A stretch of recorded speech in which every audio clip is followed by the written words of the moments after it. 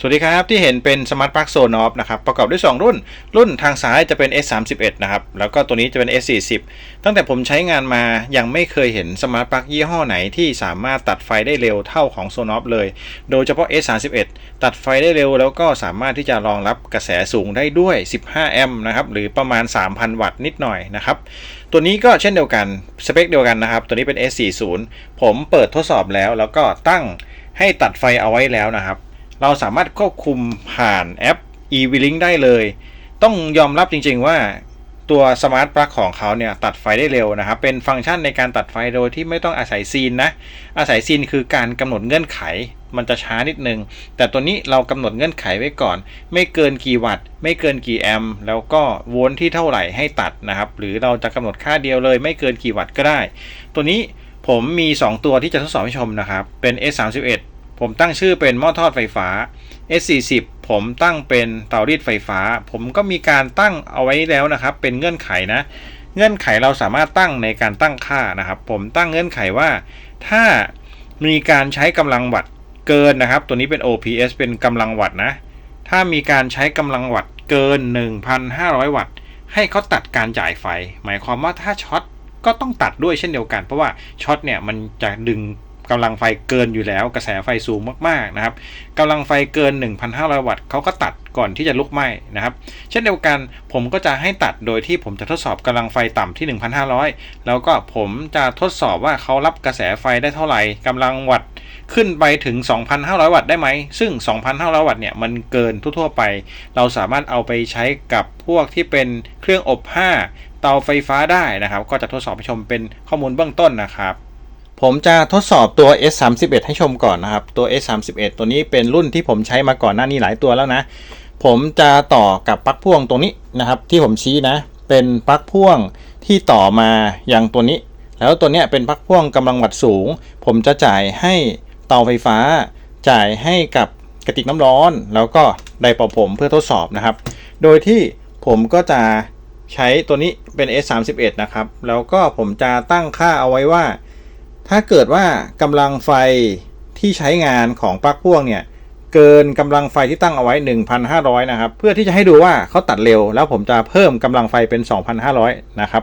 มาดูกันว่าเขาจะทำงานได้เร็วแค่ไหนขั้นแรกเปิดใช้งานครับ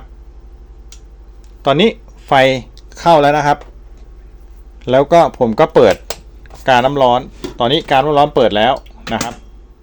ผมเปิดกาน้ำร้อนก่อนเป็นอันดับแรกนะครับตอนนี้กาน้ำร้อนกินไฟอยู่ที่กำลังไฟทางซ้ายสุดนะ653 วัตต์นะครับประมาณ 2.86 แอมป์ถัดมาผมจะต้มน้ำเตาไฟฟ้านะครับฝั่งนี้นะต้มแบบแรงเลยนะครับโอเคเลข 1,600 มาดูกันว่าเขากินกำลังไฟไปเท่าไหร่นี่นะครับสังเกตดูเขาตัดไฟแล้วนะเพราะว่ากำลังไฟเกิน 1,500 นะครับตอนนี้เขาตัดไฟไปแล้วเราจะต้องเปิดใช้งานขึ้นมาใหม่นะครับแล้วผมก็จะปิดกาน้ำร้อนก่อนแล้วมาดูว่าเขาจะต้มกี่วัตต์นะครับลองดูการต้มนะ 1,100 วัตต์นะครับ 1,100 วัตต์ตอนนี้ยังไม่เกินผมจะเปิดไดร์เป่าผมนะลองสังเกตนะครับตอนนี้เปิดไฟตรงนี้ก่อนนะเปิดไดร์เป่าผมนี่นะครับตัดไฟแล้วเนื่องจากว่ากำลังไฟเกินนะครับนี่เป็นความเร็วที่ได้เพราะว่าเขาตัดไฟจากการกำหนดค่าเอาไว้ก่อนนะครับไม่ได้มีการสร้างเงื่อนไขทีหลังตรวจเช็คถ้าเกินค่อยตัดแบบนี้ไม่ใช่โซนอฟจะเป็นกำหนดไว้ก่อนตัดเลยนะครับทำงานได้ค่อนข้างเร็วคราวนี้ผมจะเพิ่มของ S31 ขึ้นไปโดยการตั้งค่า OPS นะครับขึ้นไปอีกบอกว่าต้องให้เกิน 2,500 วัตต์จริงๆเขาบอกว่า S31 เนี่ยได้ถึง 3,650 วัตต์นะแต่ผมก็ไม่อยากจะให้ไปสุดขนาดนั้นก็เอาเป็นว่าเฉลี่ยกว้างๆว่าให้สามารถใช้งานกับอุปกรณ์ที่กินกำลังไฟประมาณ 2,500 ถึง 2,800 ได้เผื่อเอาไว้นิดนึงนะครับไม่ควรใช้เต็มเพราะว่ามันจะร้อนผมก็จะใส่ให้ตัดที่ 2,500 ถ้าเกิน 2,500 ให้ตัดเพื่อความปลอดภัยจะได้ไม่ร้อนเกินไปนะครับจัดเก็บนี่นะครับตั้งค่าแบบนี้ถอยกลับนะครับ เปิดใช้งานผมจะเริ่มต้นด้วยการต้มน้ำนะครับสังเกตดูตรงนี้นะกำลังไฟอยู่ที่ 1,134 นะครับมาดูกาน้ำร้อนนิดนึงเปิดกาน้ำร้อนครับตรงนี้นะครับ 1,700 มาดูผมจะเปิดได้เป่าผมนะตอนนี้เป็น 2,000 นะครับยังได้อยู่นะผมจะเปิดขึ้นไปอีกเป็น 1,600 วัตต์นะครับตามสเปคนะผมจะปิดตัวที่เป็นตัวนี้ก่อนแล้วก็เปิดได้เป่าผมนะครับลองดูนะ 1,800 นะครับยังไม่ถึงงั้นผมลดลงก่อนประมาณนี้เปิดต้มน้ำนะครับตอนนี้อยู่ที่ 2,100 ผมจะเปิดไดแรงนะ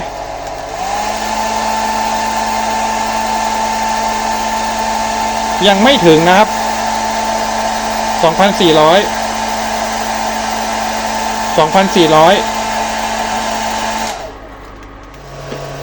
ลองสัมผัสตัวนี้ก็ไม่ร้อนครับปกติดีทุกอย่างโอเคครับนี่นะครับถือว่าเขารองรับได้ A31 ที่ผมเคยทดสอบมาสบายๆตัวนี้ผมจะเปิดขึ้นไปที่ 2,400 วัตต์ก็ยังได้อยู่นะครับเนื่องจากว่าเขาไม่ถึง 2,500 ผมจะปรับลงนิดนึงนะครับแต่ยืนยันว่า S31 สามารถที่จะรองรับเกิน 10 แอมป์ได้เขารองรับได้ 15 แอมป์นะครับถัดมาเพื่อให้เห็นภาพชัดเจนว่าเขาตัดอีกทีผมก็จะตั้ง OPS ต่ำลงมานิดนึงครับให้เป็น 2,400 นะ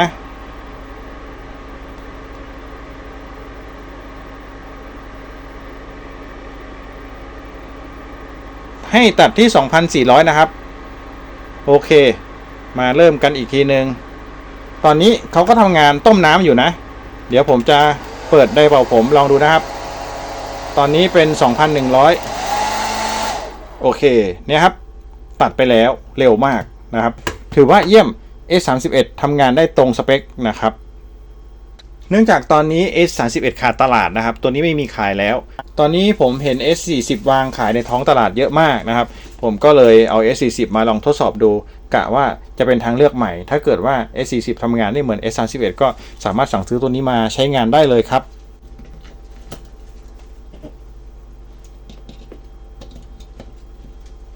ผมเสียบ S40 เข้าไปแทนที่ S31 นะครับเรามาทดสอบกันว่าตัว S40 จะทำงานได้เช่นเดียวกันไหมนะครับ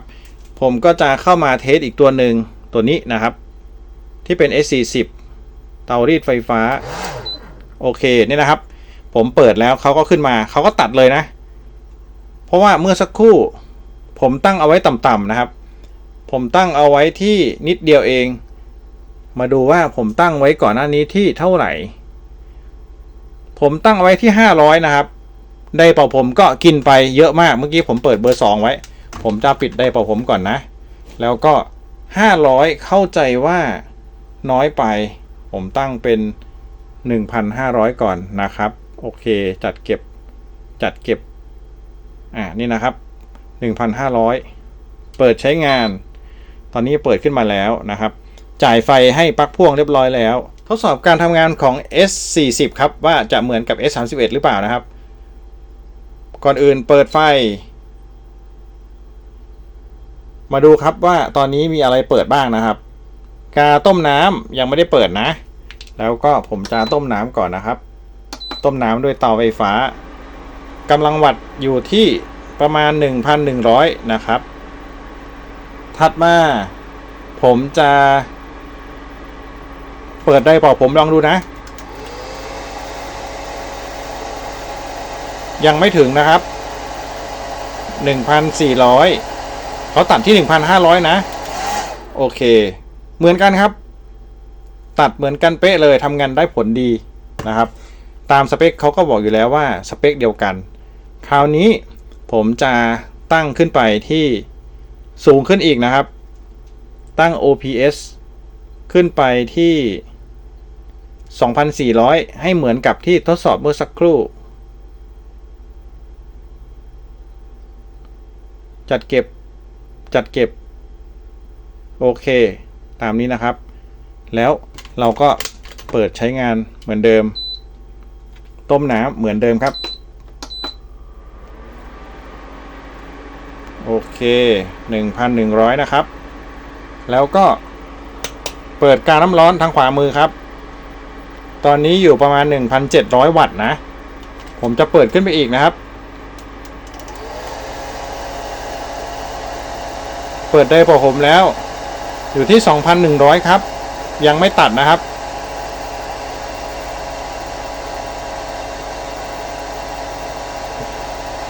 ลองเปิดขึ้นไปอีกครับตัดแล้วเขาบอกว่าล่าสุดที่วัดได้อยู่ที่ประมาณ 2,300 ขึ้นไปอีกเป็น 2,400 เกินไปนิดนึงเขาก็ตัดนะครับเมื่อสักครู่อยู่ที่ 2,400 กว่าปกติที่เราวัดสายอุปกรณ์ตอนแรกๆนะครับพอถึง 2,400 เลยไปปุ๊บเขาก็ตัดถือว่าเร็วมากนะครับใช้งานได้ดีจากที่ทดสอบมาก็สเปคเดียวกันครับยืนยันว่า S40 ตัวนี้สามารถใช้แทน S31 ได้ทดสอบให้แล้วนะครับแต่ก็อย่าลืมนะถ้าเกิดคุณใช้กำลังวัตต์สูงเยอะๆเนี่ยต้องดูด้วยว่าปลั๊กของคุณเป็นปลั๊กที่สามารถรองรับกันได้หรือเปล่า16แอมป์หรือเปล่านะครับถ้าเกิดว่าแอมป์ไม่พอตัวเนี้ยเหล็กมันบางบริเวณปลั๊กพ่วงเต้าเสียบอะไรพวกเนี้ยมันรองรับไม่ได้มันจะร้อนนะครับแนะนำว่าให้ใช้เหล็กหนาๆที่สามารถรองรับ16แอมป์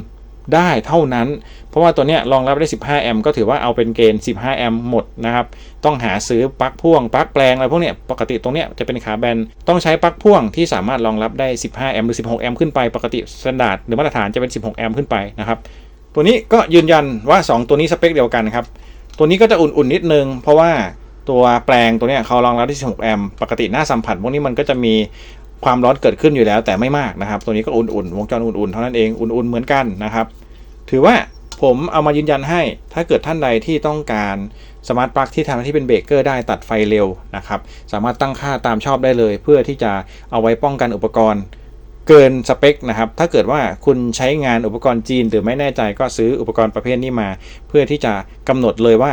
กำลังไฟที่ดึงจะต้องไม่เกินสเปคของอุปกรณ์เช่นอุปกรณ์ระบุไว้500เราก็ระบุการตัดไว้ที่500หรือ550นะครับเวลาที่มีการช็อตดึงกระแสไฟมันต้องเกินแน่ๆอยู่แล้วเพราะมันช็อตมันจะดึงเกิน500ไปวูบเลยมันก็จะตัดทันทีตัวนี้สามารถช่วยได้นะครับ S31 ไม่มีขายแล้วในท้องตลาดปกติ S31 เนี่ยใช้ดีมากผมก็ซื้อมาหลายตัวตอนนี้ตัวใหม่ของตัวที่จะมาแทน S31 ตัวทางซ้ายเนี่ยก็จะเป็นตัวทางขวาซึ่งเป็น S40 นะครับมี2ตัวมี S40 กับ S40 Lite ตัว Lite จะวัดไฟไม่ได้นะครับต้องซื้อเป็น S40 ตัวธรรมดาเท่านั้นตัวนี้ยืนยันว่าใช้งานได้ดีโซนอฟนะครับตัวนี้เป็นสเปคเดียวกันคุณลองอ่านสเปคก็ได้นะครับสเปคจะระบุไว้ชัดๆสเปคของทั้ง2ตัวนี้จะใกล้เคียงกันมากนะครับตัวข้างบนเป็น S40 TBB สเปคก็คือ maximum load 15 แอมป์ 1,800 วัตต์ตัวนี้คือของ 110 โวลต์นะครับถ้าเกิดเป็น 220 โวลต์ก็จะขยับขึ้นไปอีกนะครับตัวนี้โดยที่เราดูว่าเขาออกแบบมาสำหรับ15 แอมป์กระแสนะครับถ้าเกิดโวลต์สูงขึ้นกระแสก็สามารถรองรับได้ผมทดสอบให้แล้วกับไฟบ้าน 220 โวลต์สามารถทำงานได้นะเห็นเขาเขียนระบุตรงนี้นะครับว่า 120 โวลต์ 60 เฮิรตซ์แต่ของเราไฟบ้านที่ไทยเนี่ยจะเป็น 220 โวลต์ก็สามารถใช้งานได้ผมทดสอบให้ดูแล้วนะครับสามารถเอามาใช้งานได้เลยผมใช้งานแบบนี้อยู่หลายตัวนะครับสามารถใช้งานได้ต่อเนื่องไม่มีปัญหาครับยืนยันให้ก็ผมชอบตรงที่การตัดไฟเร็วนะครับแล้วก็แม่นยำมากๆอย่างที่เห็นเอามาแนะนำเป็นทางเลือกนะครับท่านใดที่ต้องการอุปกรณ์สมาร์ทปลั๊กที่ตัดไฟได้เร็วๆป้องกันการช็อตเพราะอุปกรณ์จีนเนี่ยผมไม่แน่ใจว่าจะเป็นยังไงบ้างก็ถือว่าเอาตัวเนี้ยมาใช้งานเพื่อกันอีกทีนึงแล้วก็ดึงไฟจากตรงนี้ไปใช้เพื่อให้ควบคุมกระแสถ้าเกิดมีการช็อตเมื่อไหร่ให้ตัดอย่างเงี้ยครับตัวนี้ช่วยได้นะครับ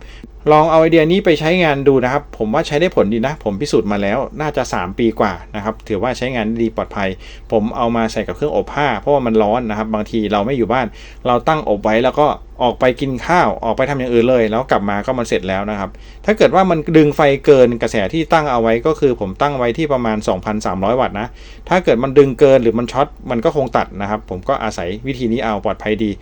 สำหรับท่านที่มีคำถามคอมเมนต์เอาไว้ได้เลยเดี๋ยวผมจะทดสอบมาตอบให้นะครับสำหรับคลิปนี้ขอบคุณที่รับชมครับสวัสดีครับ